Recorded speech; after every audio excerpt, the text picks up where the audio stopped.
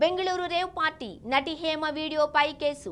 Bengaluru electronic city GR farm house లో నిర్వహించిన rave party ప్రస్తుతం హాట్ టాపిక్ అయిన విషయం తెలిసిందే. Sunset to sunrise victory పేరుతో నిర్వహించిన ఈ పార్టీలో దాదాపుగా 150 మంది పాల్గొన్నారు. ఆదివారం సాయంత్రం నుండి సోమవారం తెల్లవారుజాము వరకు నాన్ స్టాప్ గా జరిగిన ఈ పార్టీలో సినీ సెలబ్రిటీలు, రాజకీయ నేతలు కూడా పాల్గొన్నారని తెలుస్తోంది.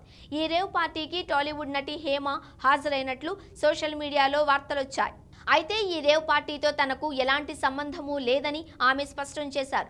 తాను బెంగళూరు రేవ్ పార్టీలో లేను అని, ఆ సమయంలో హైదరాబాద్లోనే ఉన్నానని నటి హేమ ఓ వీడియో విడుదల చేశారు.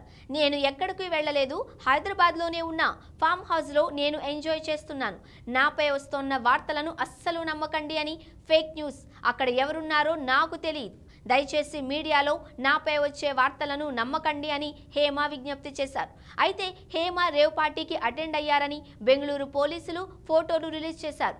రేవ్ పార్టీకి తాను వెళ్లలేదంటూ చేసిన వీడియోలో ఆమె ఏ డ్రెస్తో ఉన్నారో బెంగళూరు పోలీసులు విడుదల చేసిన ఫోటోలోనూ అదే డ్రెస్లో కనిపించారు. దాంతో హేమ చెప్పేది అబద్ధమని స్పష్టమైంది. రేవ్ పార్టీ కేసులో హేమను అదుపులోకి తీసుకుని బెంగళూరు ఎలక్ట్రానిక్ సిటీ పోలీసులు విచారించారు. అందుకు సంబంధించిన దృశ్యాలు కూడా బయటకొచ్చాయి. ఫామ్ హౌస్ గేటు నుంచి ముసుగు వేసుకుని హేమ వెళ్లిపోతూ కనిపించారు. అయితే తమ అదుపులోనే ఉన్న హేమ తాను హైదరాబాద్లోనే ఉన్నానని వీడియో రిలీజ్ చేయడంపై బెంగళూరు పోలీసులు ఆగ్రహం వ్యక్తం చేశారని తెలుస్తోంది.